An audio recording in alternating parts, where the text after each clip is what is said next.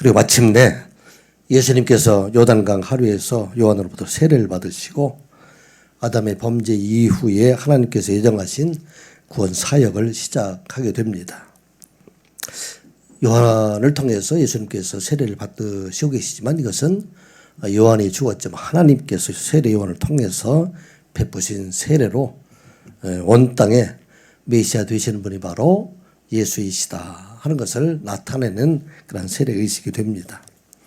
세례를 받으신 예수님께서 성령에서 급격히 광야로 내셔서 광야로 가시게 되고 그곳에서 40일 동안 금식하시고 또 사탄에게도 시험을 받으실 뿐만 아니라 그곳에 있는 들짐승들과 함께 계셨지만 천사들의 수종들므로 그곳에서 40일 동안 시험 기간을 거치셨다 말씀을 합니다.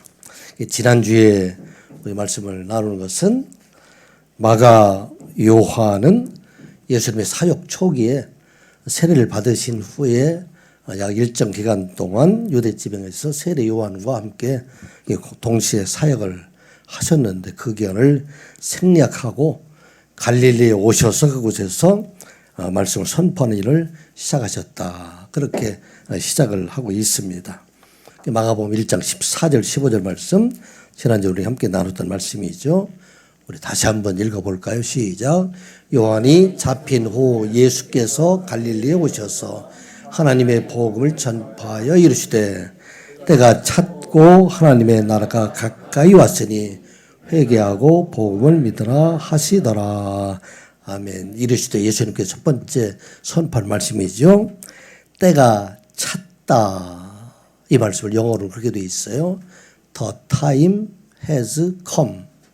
우리가 생각할 때는 때가 어느 때인지 모르는데 이 원어에 의하면 영어 NIV 성경에 the time 하나님께서 정하신 때이다 하는 것입니다.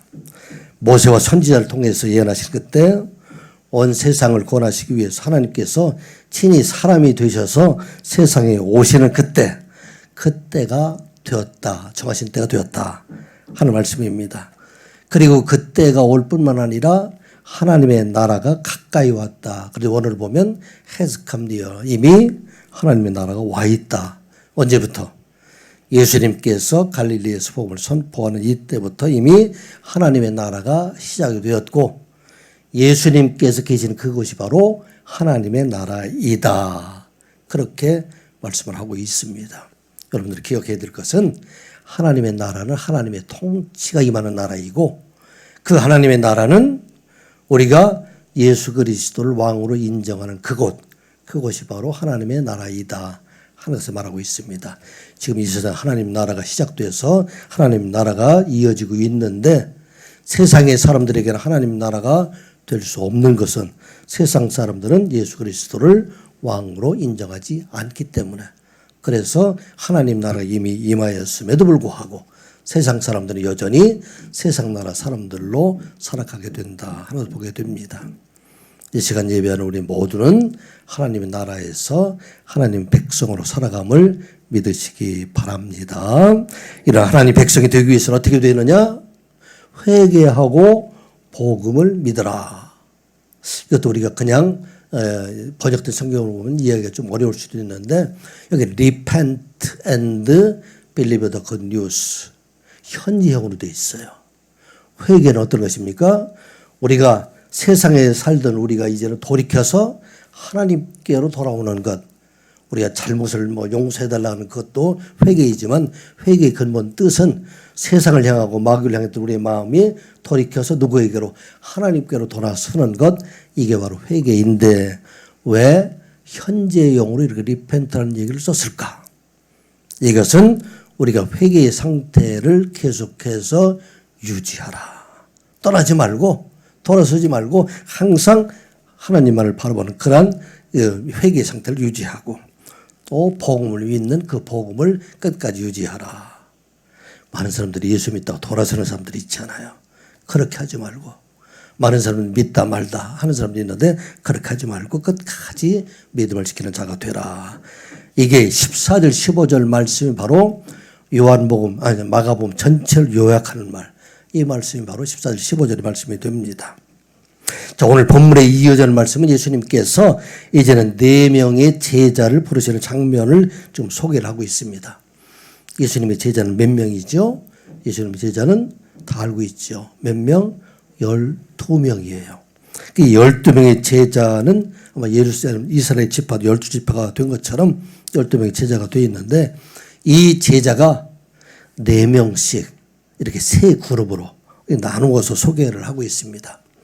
마태복음을 보게 되면 10장 2절부터 4절에 있는 소개되어 있는 말씀을 보게 되면 12제자는 이러하니, 첫 번째는 누구? 베드로라 하는 시몬이 있고, 그 다음에 그의 형제 안드레와 세베대의 아들 야고보와 그의 형제 요한, 맨 처음에 4명이 소개가 되고 있습니다. 왜 4명을 맨 처음에 놓았을까요? 제자들 중에서 가장 중요한 역할들 많이 하는 사람들, 이 사람들이 바로 4명인데, 이 사람들은 어떤 사람이에요? 뭐 하던 사람들이죠? 어부들이에요. 고기 잡던 사람들. 예수님의 제자가 예루살렘의 율법 학자들이라든지 또 그 당시 저명한 사람들, 이런 사람들을 구하러 예루살렘에 올라가지 아니하시고, 예수님의 제자는 바다에서 고기 잡는 사람, 다시 말해서 서울로 올라가지 아니하고 부산 가서 그곳에서 어부하는 사람들, 이런 사람들을 그곳에 가서 택했다는 것을 보게 됩니다. 그뿐만 아니라 두 번째 그룹에 있는 빌립, 바들로메, 도마, 세리, 마태, 이 4명을 좀 소개를 하고 있는데, 여기 바들로메는 요한복음에서는 나다네일이라고 나오는 사람과 동일한 이름으로 생각하면 됩니다. 그 특이할 사항은 여기 누가 지금 들어가 있어요? 세리, 마태가 그곳에 들어가 있습니다. 이 세리라는 의미는 당시 유대인들에게는 오늘날 우리에게로 말하면 일제에 앞장섰던 매국노와 같은 사람, 그런 사람이 바로 세리 마태입니다. 그래서 성경을 읽다 보면 항상 세리와 짝지어 다니는 말이 있어요. 어떤 말이죠? 세리와 어떤 사람이죠? 짝지어 다니는 말이 세리와 죄인. 그래서 항상 말씀 보게 되면 세리와 죄인을 동일시하고 있어요. 그런데 그 사람을 예수님께서 불렀어요. 혐오감을 있는 그런 사람을, 죄인과 같은 사람을 불러다니게 됩니다. 그리고 그 뒤에 있는 사람도 누가 있죠? 야고보와 다데오, 가나나인 시몬과 가룟 유다이다. 그게 4명이 있는데, 물론 여기서 예수를 판 사람이 누구예요? 가룟 유다가 있는데, 그 앞에 가나나인이라고 되어 있는데, 이것은 아람어로 되어 있는데, 이것은 가나안 사람이라 하는 뜻으로 당시에 열심당원들을 말하고 있어요. 열심당원으로 얘기하면 우리나라 일제강점기로 말하면 독립투사들이에요. 이들은 율법을 열심히 지키고 살아가긴 하지만 독립을 위해서는 폭력 사용하는 것을 주저하지 않는 사람, 이 사람이 바로 가나나인 시몬이에요. 그러니 이 시몬이 가장 미워할 사람이 그 안에 있죠. 누구일까요? 세리 마태. 사실 두 사람은 서로 이렇게 같이 거할 수 없는 사람들이에요. 그런데 예수님께서는 세리 마태도 택하시고 열심당원 가나안인이었던 시몬도 택하셔서 그들을 하나님의 제자, 예수님의 제자로 만들게 된 것은, 예수님께서 이 제자를 택하신 이유들은 그들에게 율법을 가르치거나 또 그들의 학문을 가르치거나 도덕을 가르치기 위해서 그들을 택하신 것이 아니라, 예수 그리스도께서 이제 십자가의 죽으심을 통해서 완성된 복음, 누구든지 예수 그리스도를 믿으면 구원에 이르게 된다는 그 복음을 전하기 위해서, 이 복음을 전하기 위해서는 누가 필요할까요? 학문이 많이 가지고 있는 사람이 필요할까요? 정직한 사람이 필요할까요? 어떤 사람이 필요할까요? 정직한 사람, 있는 대로 사실대로 말하는 사람. 그래서 이 사람을 선택하기 위해서 지금 첫 번째 그룹인 4명의 어부들을 부르시는 것이 바로 오늘 본문에 소개하고 있는 말씀이 됩니다. 이 말씀을 통해서 우리가 기억해야 될 것은, 우리 제자들이 예수님의 제자들이잖아요. 여러분들은 예수님의 제자일까요? 아닐까요? 여러분 예수님의 제자일까요? 아닐까요? 우리도 예수님의 제자예요. 예수님 말씀 따라다니는 사람인데, 그러면 이 제자들이 어떠한 삶을 살아가야 할 것인가에 대해서 말씀하고 있는 내용이 바로 오늘 본문의 말씀입니다. 첫 번째 우리에게 주신 말씀은, 제자의 삶이라는 것은 나를 위한 삶에서 전적으로 타인을 위한 삶으로 전환되는 것. 이게 바로 제자의 삶이다 하는 것입니다.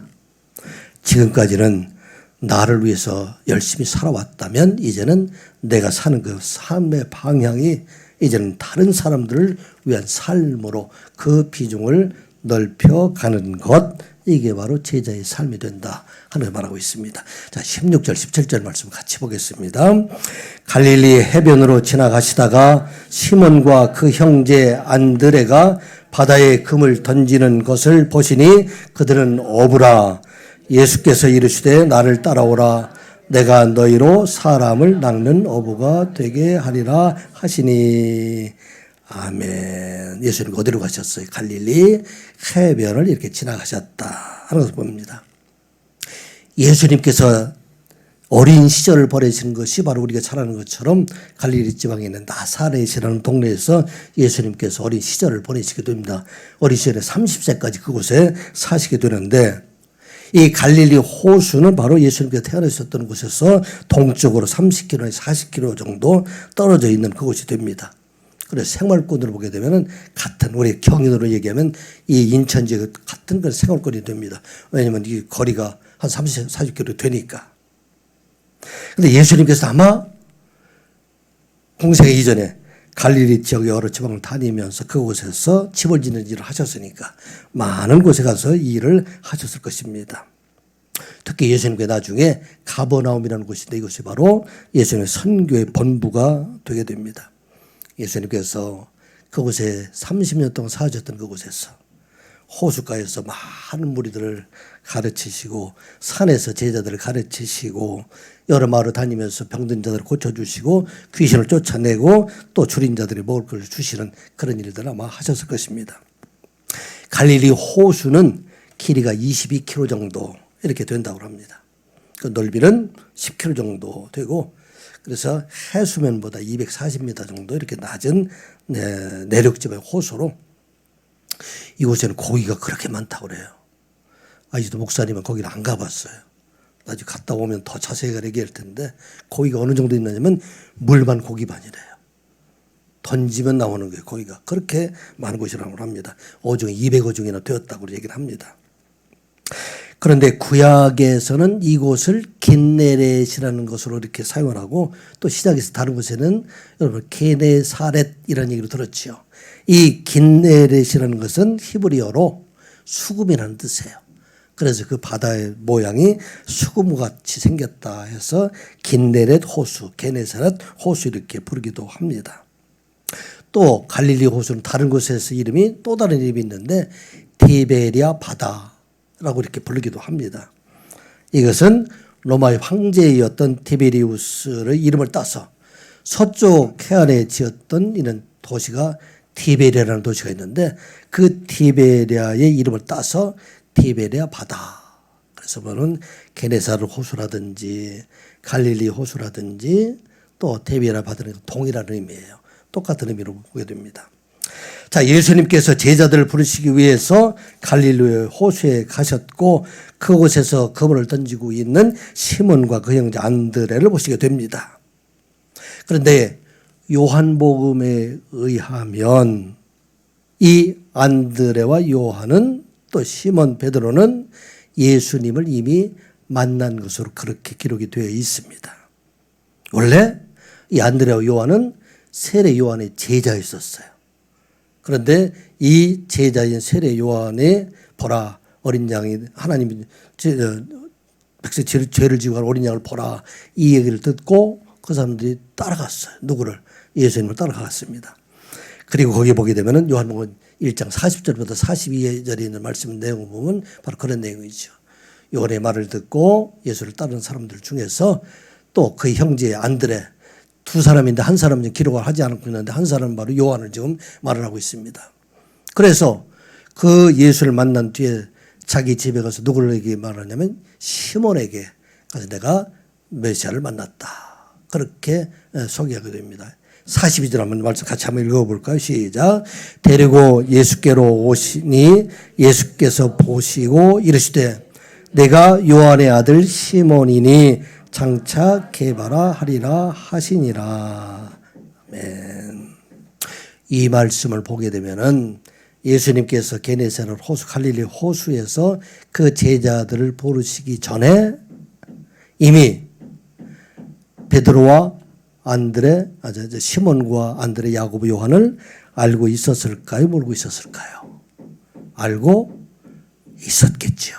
그럼에도 불구하고 왜 알고 있었던 전의 내용들을 생략하고 예수님을 그곳에서 제자를 부르시는 것을 그렇게 기록을 하고 있었을까? 이것은 어부가 예수님의 제자로 되는 극적인 상황들, 이것을 표현하고 싶어서, 극적인 상황을 표현하고 싶어서 그 전에 있는 일들, 이 일들을 생략하고, 그리고 그 바다에서 예수님을 부르시는 그런 장면으로 이렇게 소개를 하고 있습니다.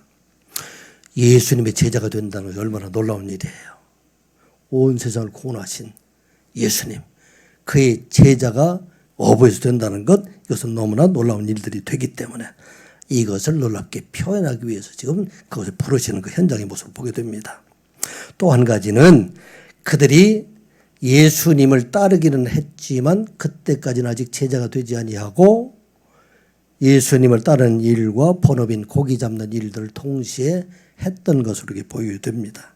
그래서 오늘 그들을 부르시고 있는 말씀, 이 말씀이 바로 오늘 17절에 있는 말씀이죠. 예수께서 이르시되 나를 따라오라, 내가 너희로 사람 낚는 어부가 되게 하리라. Come, follow me. 나를 따라오라. Jesus said, and I will send you out. 내가 너희에게 보낼 것이다. 어디로 보낸다고요? To fish for people.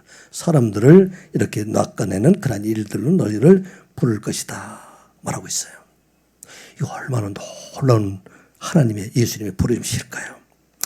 이들은 가나안 땅, 이 가버나움에서 태어나서 평생 동안 그곳에서 갈릴리 호수에서 고기 잡는 일들을 본업으로 했던 사람입니다. 사실 이 사람들에게는 고기 잡는 일 이외에는 다른 일들을 생각해보지도 않는 일들입니다. 그런데 이제 그들에게 말하기를 고기 잡는 일을 멈추고 내가 너희들에게 맡겨진 일들을 위해서 내가 너희를 보낼 것이다 말하고 있습니다. 우리 일생을 큰 바다에 항해하는 일에 비유하기도 합니다. 지금까지는 이 4명의 어부들이 그 항해를 나와 내 가족만을 위해서 달려왔다면 이제는 그 항해를 나만을 위한 것이 아니라 다른 사람들을 위한 항해로 바꿔주시겠다. 이게 바로 제자들의 부름이 됩니다. 개정개혁에서 사람을 낚는 어부가 되리라 그렇게 번역되어 있지만 원어에서는 그렇게 안 되어 있어요. 어떻게 되어 있느냐면 오늘 그대로 직역해서 여러분들에게 말씀드리면 내가 너희들을 만들겠다. 오늘 보게 되면 포예스, 휘마스, 게테, 스타이. 무엇을 만들게 되느냐? 할리스, 안드로포. 이것은 사람들의 어부로 너를 만들어 주겠다. 같은 말이 틀린 말이에요. 자, 저기에는 뭐라고 되어 있어요? 사람을 낚는 어부가 되게 해 주겠다. 그렇게 말했는데 원어에 보게 되면 뭐라고 되어 있어요?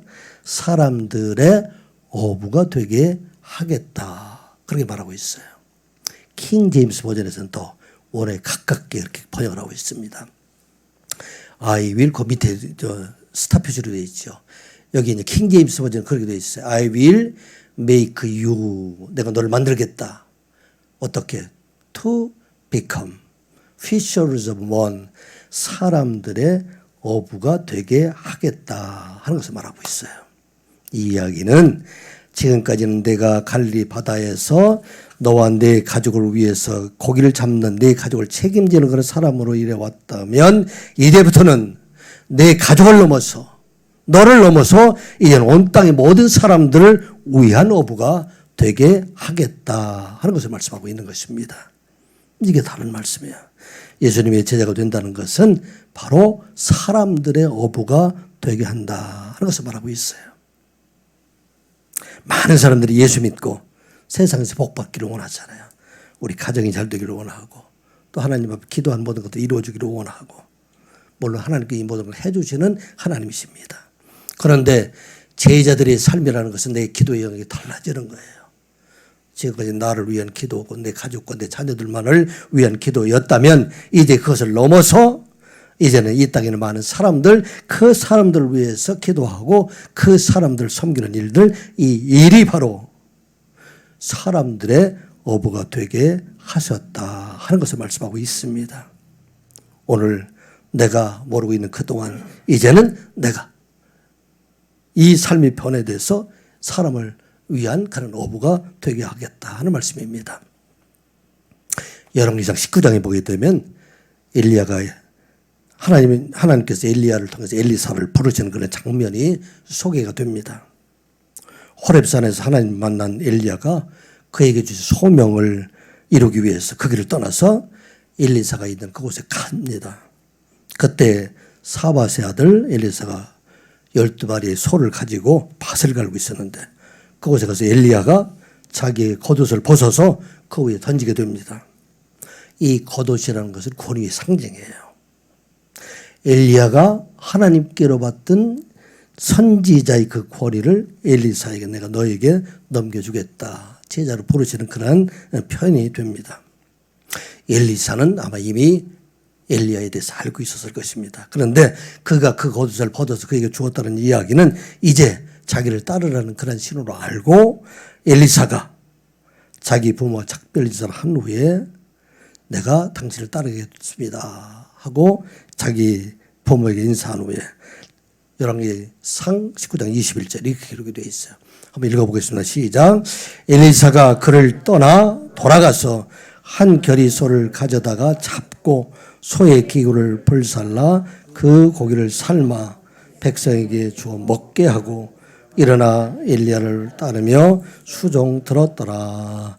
아멘. 엘리사는 부모에게 작별을 하고 난 뒤에 자기가 가지고 있던 12마리 소 중에서 하나를 잡아서 자기가 가지고 있던 소의 도구들, 이것을 밭 가는 도구가 되겠죠.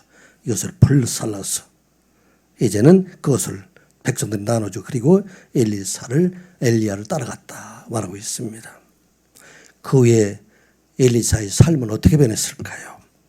지금까지는 자기의 밭을 가왔던 그 엘리사가 이제는 하나님의 밭을 갖고 이스라엘을 위해서 밭 가는 자가 되었다 하는 것을 말하고 있습니다. 이제는 나를 섬기던 내 가정을 섬기던 자가 변해서 누구를? 하나님을 섬기고 하나님의 나라를 섬기는 자가 되었다. 그렇게 말씀하고 있습니다. 이 말씀을 준비하면서 저의 삶을 다시 한번 생각해 보게 되었습니다. 저는 지금까지 3번의 직장 생활을 이렇게 해오고 있는데 첫 번째 직장은 대우자동차에서 73년부터 89년까지 17년 동안 그곳에 일했고 두 번째는 주한공단에 있는 그 기업에 89년부터 2001년까지 한 12년 동안 근무를 하게 되었습니다. 두 번째 회사는 인원이 한 300명 정도 되었는데 제가 회사의 전체적인 총괄적인 책임을 지고 일을 하다 보니까 어려운 경기 속에서 그 당시 일했던 300명이나 되는 사람을 반으로 줄여서 구조조정을 하고서 저도 2001년도 회사를 떠나게 됐습니다. 그때 나이가 제가 48세가 되었어요. 자신을 한번 돌아보게 됩니다. 인생의 중반을 넘어가는 이때 내가 남은 삶을 어떻게 살아갈까 생각해 봅니다. 어떻게 살아가는 것이 가장 보람찬 그런 일들이 되고 어떻게 살아가는 것이 하나님께 기뻐하시는 일이 될까.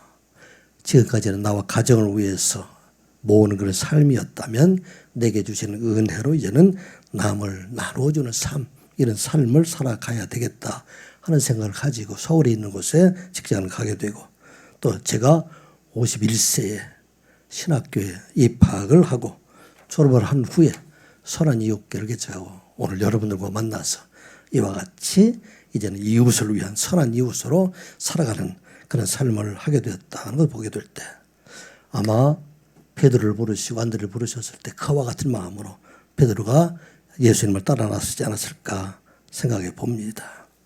사랑하는 성도 여러분, 여러분들 하나님의 찬원으로 구원받은 자가 되었습니다. 그런데 하나님께서 우리를 부르신 것은 우리로 하여금 이제는 제자로 부르시는 하나님이시다 하는 거 우리가 잊지 말아야 됩니다. 제자가 된다는 것, 이것은 내 모든 걸 다 버리고 똑같이 다 신학교에 가고 선교사가 된다 하는 그런 말은 아니에요. 어떤 말일까요? 제자가 된다는 것은 우리들의 마음과 생각에 다른 사람들을 위하여 자리를 비워두는 것. 이게 바로 제자의 삶입니다. 많은 사람들이 다 머릿속에 내 생각으로만 가득 차 있기 때문에 그래서 늘 불평이고 늘 어떻게 보면 원망이고 이런 삶을 살아가게 되는데 제자의 삶이라는 것은 자리를 비워서 이제 내 생각뿐만 아니라 다른 사람을 위해서 생각하는 그런 마음의 여유를 갖는 것. 이게 바로 제자의 삶이 된다 하는 것을 말하고 있습니다. 너무 어렵게 생각하지 않아도 돼요. 여러분들이 밥을 먹으면서 음식을 먹으면서도 이 음식이 여기까지 오는 과정 속에 수고한 많은 사람들을 생각할 수 있는 것. 나만을 위해서 나를 먹는 것만 생각하는 것이 아니라 이것들을 위해서 수고한 많은 사람들, 그 사람들을 생각하는 것. 이게 어떻게 보면 제자의 삶이 됩니다. 또 나만 먹는 것이 아니라 옆에 있는 사람들 어떻게 먹고 있나. 그것도 돌아보는 것.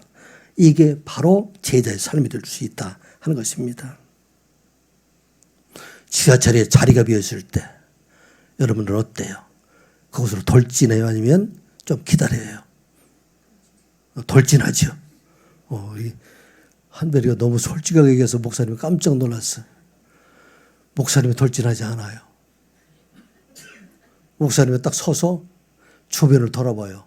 나보다 더 약한 사람 없을까?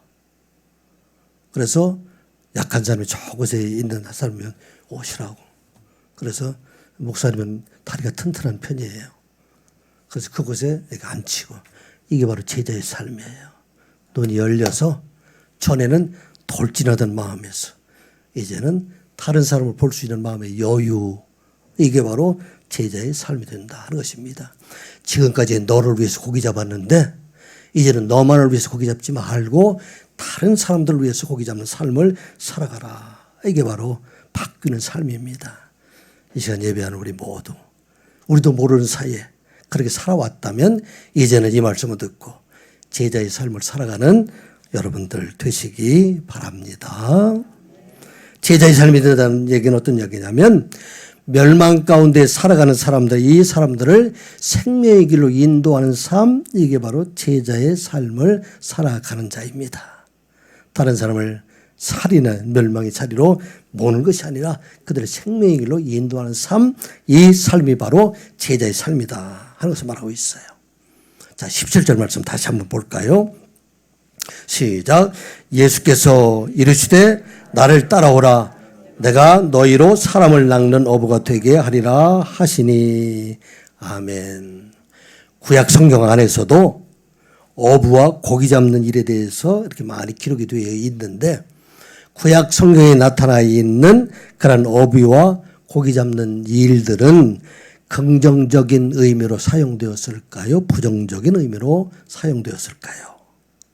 생명을 살리는 의미로 사용되었을까요? 심판의 의미로 사용되었을까요? 구약시대에 있는 그러한 고기 잡는 일과 어부에 관계된 일들 어떻게 사용되었을까요? 1번 긍정적인 면, 2번 부정적인 면. 어떤 것은 1번일까요? 2번일까요?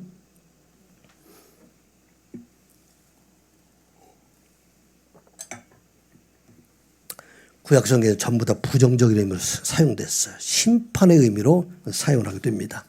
대표적인 말이 에스겔서 29장 4절 5절에 있는 말씀입니다. 우리 한번 같이 읽어보겠습니다. 시작. 내가 갈고리로 내 아가미를 꿰고 너의 강의 고기가 내 비늘에 붙게 하고 내 비늘에 붙은 강의 모든 고기와 함께 너를 너의 강들 가운데에서 끌어내고 너와 너의 강의 모든 고기를 들에 던지리니 내가 지면에 떨어지고 다시는 거두거나 몰지 못할 것은 내가 너를 들짐승과 공중의 새의 먹이로 주었음이라. 애굽에 대한 심판을 지금 말하고 있습니다.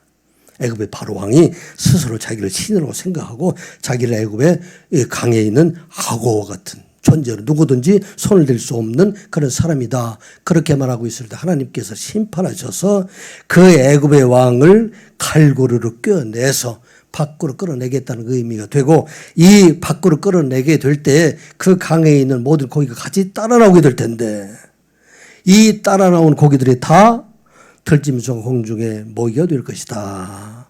그런 말로 기록되어 있습니다. 고기 잡는 일들, 어부들, 이건 심판의 이미지로 사용을 하게 됩니다. 이런 말씀 구약에는 여러 곳에 나타나 있어요. 예레미야서에는 16장 16절, 아모스, 하박국, 이것은 심판의 의미로 기록이 되어 있어요. 그런데 예수님께서 오심으로 이제는 이 심판의 어부의 이미지가, 고기 잡는 그 이미지가 완전히 달라지게 됩니다. 이제는 그들을 심판하기 위해서 그들을 부르시는 것이 아니라, 고기를 잡는 것이 아니라 그들에게 생명을 주시기 위함이다 하는 것을 말씀하고 있는 것입니다. 이 말씀은 어디에 자세하게 우리가 알 수 있느냐면, 오늘 본문과 병행 구절이었던 누가복음에 보면 좀 더 자세하게 알 수가 있습니다.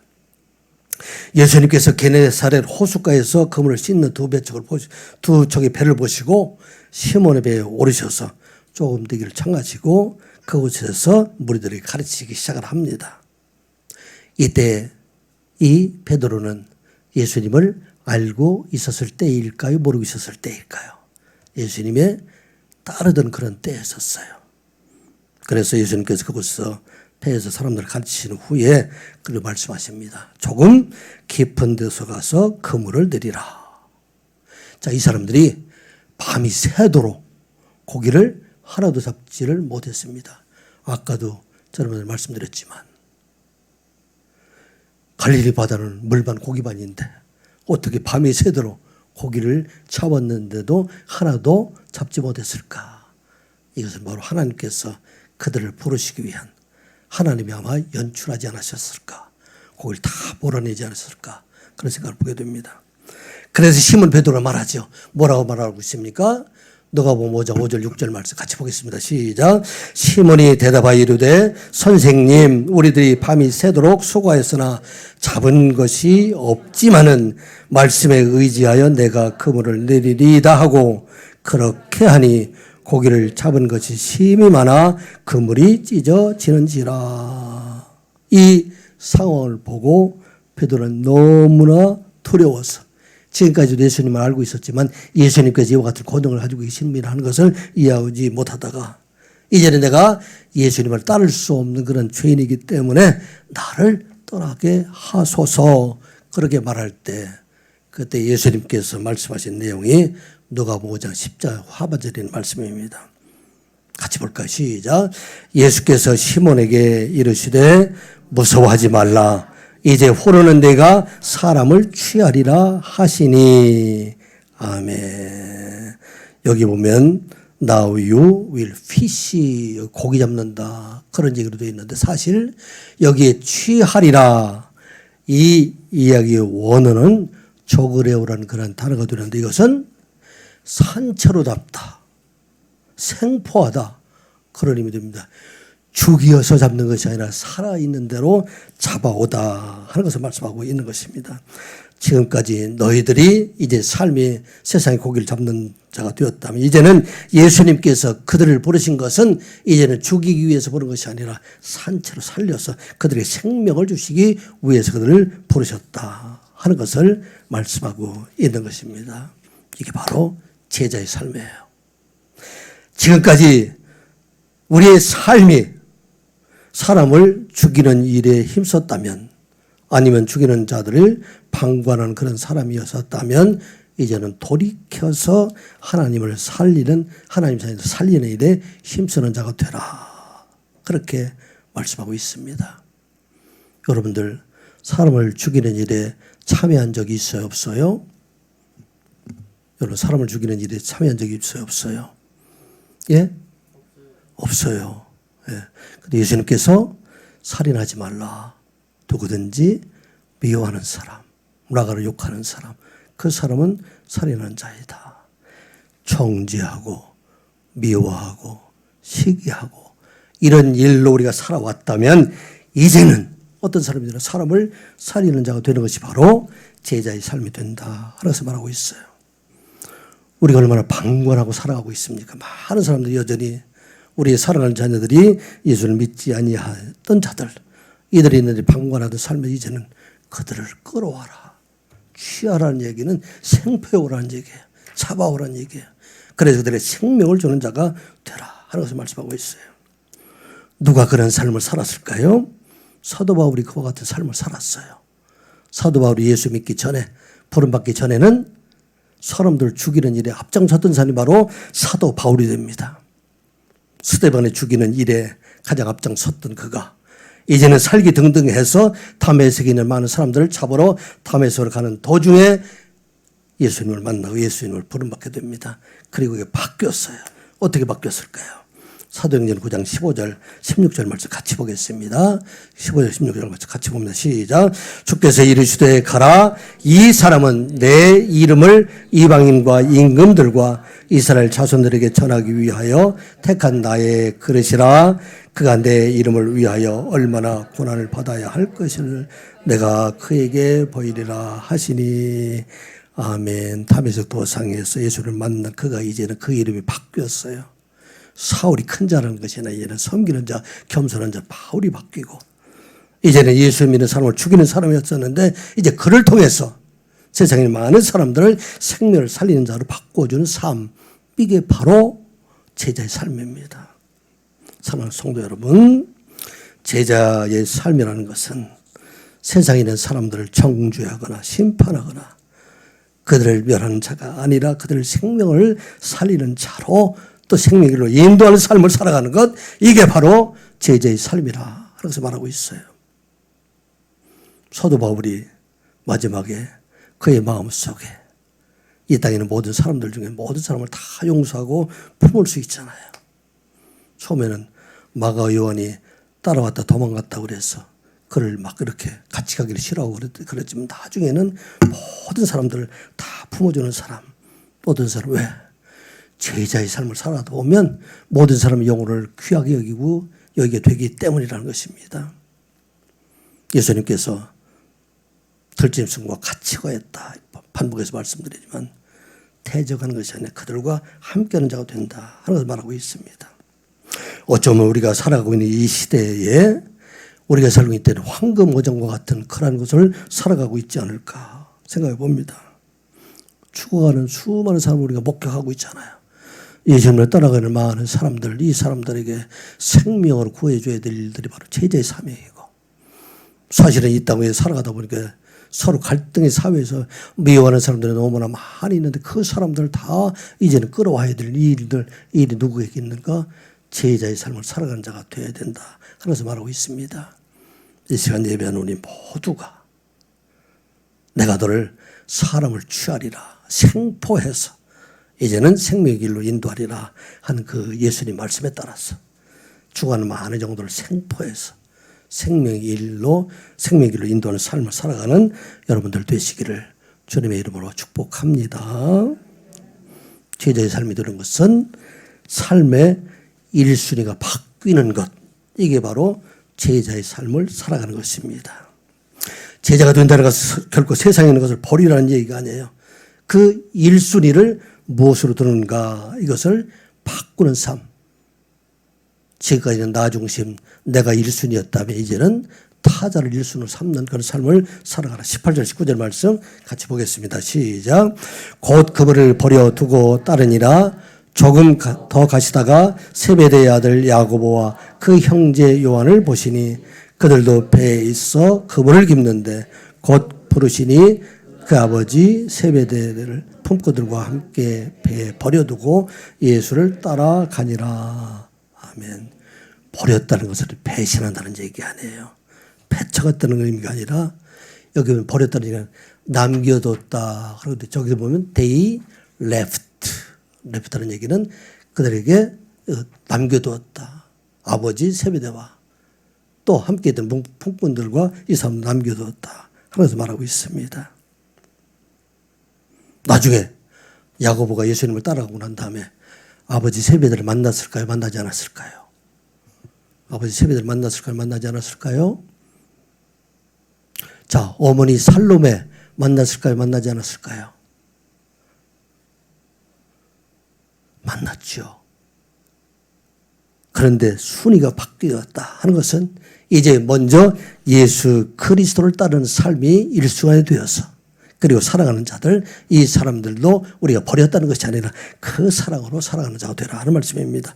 자, 마태복음 10장 37절 38절에 있는 말씀을 보면 아버지나 어머니를 나보다 더 사랑하는 자는 내게 합당하지 아니하고, 이 말씀은 아버지와 어머니를 사랑하지 말라는 이야기가 아니죠. 더 사랑하는 자, 사랑하되 예수님보다 더 사랑하는 자, 그 사람은 내게 합당하지 아니하고, 아들이나 딸을 나보다 더 사랑하는 자, 사랑하되 나보다 더 사랑하는 자는 내게 마땅하지 않다 하는 것을 말하고 있는 것입니다. 하나님께서는 우리가 하나님을 사랑하고 이웃과 형제를 사랑하게 될 때 우리 하나님께 더 고결한 사랑으로 부모를 사랑하게 하시고 더 고결한 사랑으로 자식들을 사랑하게 하시는 하나님이 바로 우리 하나님이시다 하는 것을 말하고 있습니다. 얼마 전에 가수 현이 CBS의 새롭게 하소서라는 프로에 나와서 간증하는 말을 들었습니다. 아마 여러분들 가수 현 알고 있죠? 이 사람이 이 시대에 아마 섬기는 삶의 아이콘과 같은 사람. 이 사람은 우리가 상상할 수 없을 정도로 꽤 많은 섬기는 삶을 살아가고 있습니다. 뭐 장애인부터 시작을 해서 뭐 누게릭병에 있는 사람들, 많은 사람들 섬기는 사람인데, 그런데 자기가 이 섬기는 일로 인해서 결코 탈진하거나 허전하지 않은 것은 자기는 없는 것을 가지고 그들을 섬기는 것이 아니라 나의 행복 중에서 이 넘치는 것으로 그들을 섬기는 자이다. 섬기고 있기 때문에 나는 결코 그래서 탈진하지 않는다. 그렇게 말을 합니다. 그래 또 그 다음 말. 그런데 내가 나의 행복을 줄이면 줄일수록 더 많은 사람들을 섬길 수 있더라. 많은 사람들이 자기 행복을 넓히면 넓을수록 어떤 사람이 있어요. 원망과 미움과 다툼이 있는데 내 행복을 줄이면 줄이다 보면 모든 것을 이렇게 섬길 수 있는 그런 삶을 살아올 수 있었다. 그렇게 말하고 있습니다. 그리고 대표적인 것 중에 하나를 예를 들어서 말하는데, 자기는 자기의 자녀들에게 이 돌잔치나 이런 것을 해주질 않았대요. 그래서 어떤 일을 했느냐. 자기 자녀들의 돌반지라든지 그곳에 있는 여러 가지 비용들, 이것을 계산해 보면 예를 들어 300만 원이 들어가게 된다. 그러면 그 비용을 가지고 서울대병원을 가서 심장병으로 죽어가는 어린아이의 심장을 수술해 주는 일, 이 일을 했다. 그리고 말하기를 나중에 왜 나에게는 돌잔치 하는 그 사진이 없느냐 그 물어볼 때는 너는 돌잡이로 실과 연필과 청진과 마이크를 잡은 것이 아니라 심장병으로 아픈 이웃의 손을 잡아주었다. 그렇게 말하였고, 이 일을 통해서 그 자녀들이 너무나 기뻐하고 남을 돕는 일에서 함께 참여하게 되었다. 그렇게 얘기를 합니다. 이 현이라는 사람이 요즘도 이게 마라톤을 81.5km 광복절과 연결되어 뛰고 있는데, 이것을 달리는 너무나도 힘든 일인데 이 뛰는 일에 자기 딸이 지금 함께 동참을 하고 있대요. 그리고 그 딸이 말하기를 언젠가 우리 아버지가 달리지 못하게 될 때 그들은 내가 아버지를 대신해서 이 길을 달려서 어려움이 있는 사람들, 이 사람을 도와주는 삶을 살아갈 것이다. 그렇게 말하고 있습니다. 이 자녀들을 사랑하는 것일까요? 사랑하지 않는 것일까요? 이웃을 위한 사랑, 하나님에 대한 사랑에 극대로 하게 되면 그 사랑이 자녀들의 한없는 사랑으로 바로 변화되는 것, 이게 바로 제자의 삶이다 하는 말씀입니다. 마태복음 6장 33절 그런 정도인을 먼저 그의 나라와 그의 의를 구하라. 이 모든 것을 너에게 더하시리라. 아멘. 제자가 되는 것은 순서를 바꾸는 거예요. 제일 먼저 하나님을 사랑하고, 그 다음에 이웃과 형제를 사랑하고, 가족과 이웃과 타인들을 사랑하고, 그 다음에 가족과 형제를 사랑하고, 그 다음에 나를 사랑하는 것. 세상에 많은 사람 거꾸로 해요. 내가 제일 먼저 나 사랑하고, 그 다음에 형제, 이웃 사랑, 형제, 가족 사랑하고, 그 다음에 이웃을 사랑하나 안 하나 잘 모르지만, 그리고 하나님, 우리는 사랑을 바꾸게 될 때, 이게 바로 제자의 삶이에요. 그러면 우리 하나님께서 놀라운 일들로 이 일들을 이루어가신다 하는 우리가 기억하고, 이 시간 예배하는 우리 모두가 사람을 위한 어부, 영혼을 살리는 그런 삶, 그리고 하나님 중심의 삶을 살아가는 제자가 되시기를 주님의 이름으로 축복합니다. 기도합니다. 아버지 하나님, 하나님의 말씀을 듣게 하여 주시니 감사드리옵나이다. 지금까지 우리의 삶이 무리에 속한 삶이었다면 이제 제자가 되는 삶을 살아가는 저희들 되게 하여 주시옵소서. 사람들의 어부가 되게 하여 주시며 사람들의 영혼을 살리며 먼저 하나님의 나라를 구하는 제자의 삶을 살아가는 선한 육의 모든 성도들, 그들에게 한없는 하늘의 은혜와 축복을 더하여 주시옵소서. 예수님의 이름으로 기도드리옵나이다. 아멘. 찬송가 510장입니다.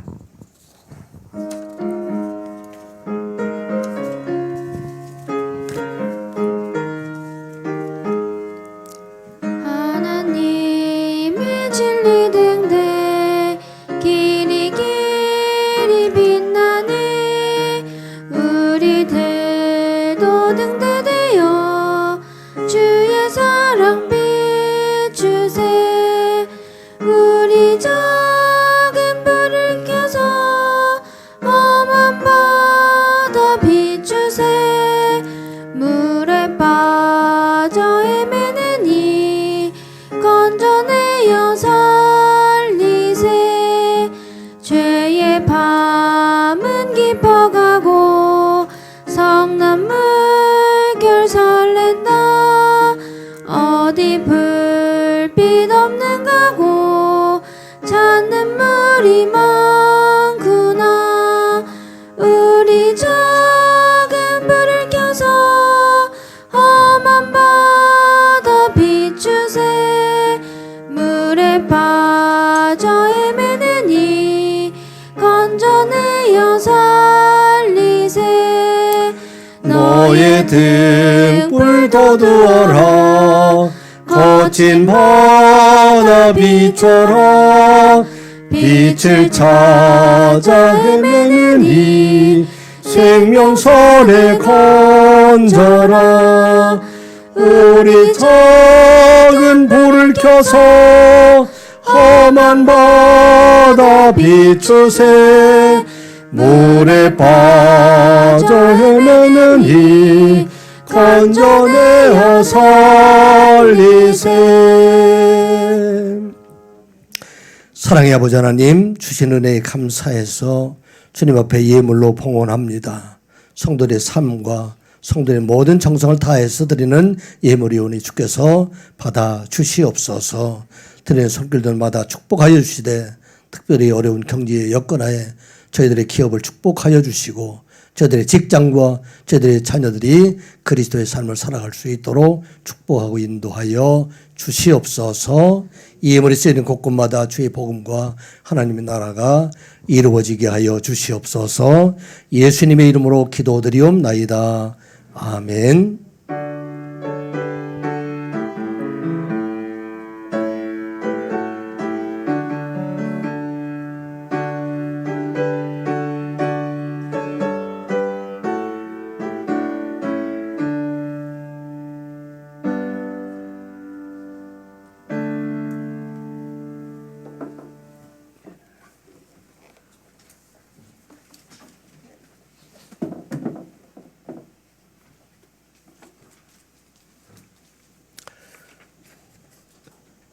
예, 하반기부터 시작된 성경 필사 많은 분들이 동참을 하고 있습니다.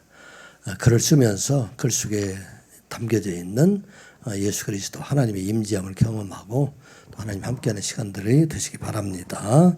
자리 일어나셔서 찬송가 302장 1절 찬양합니다.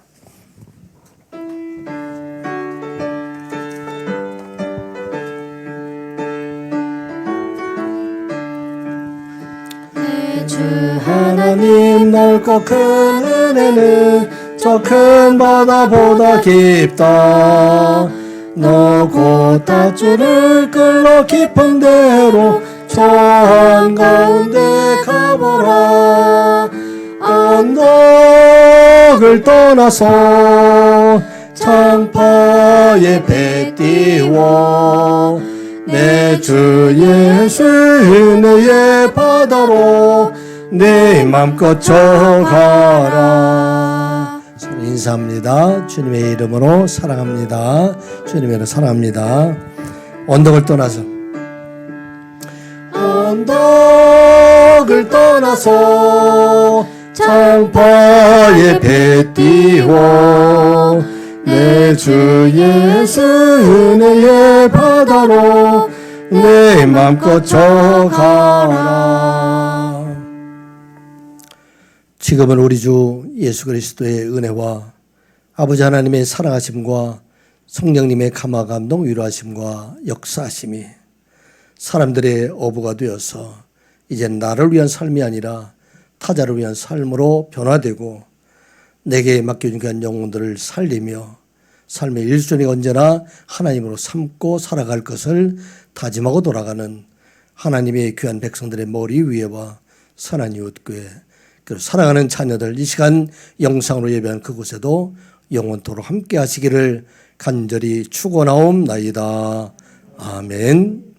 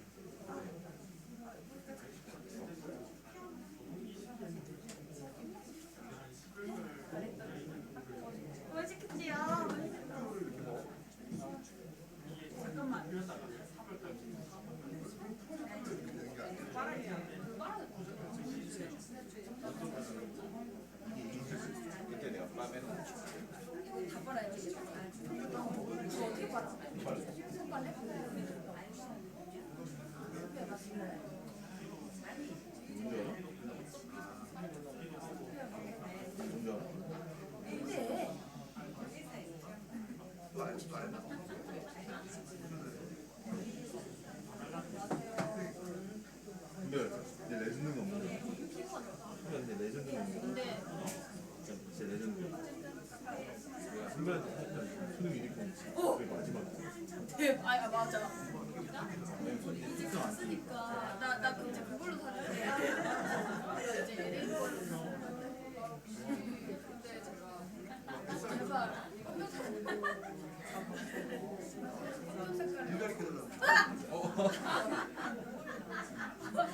모른다. 인공눈물 넣은 줄? 아, 이제 제가 들어갔어. 아, 독침이야.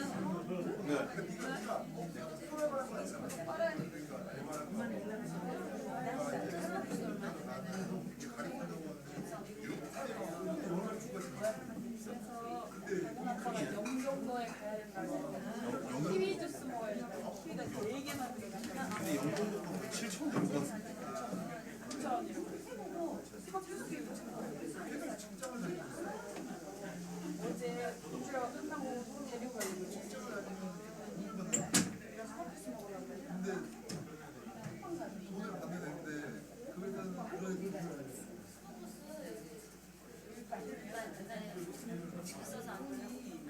그 정도로 못 만들 것 같은데 너무 모르니까.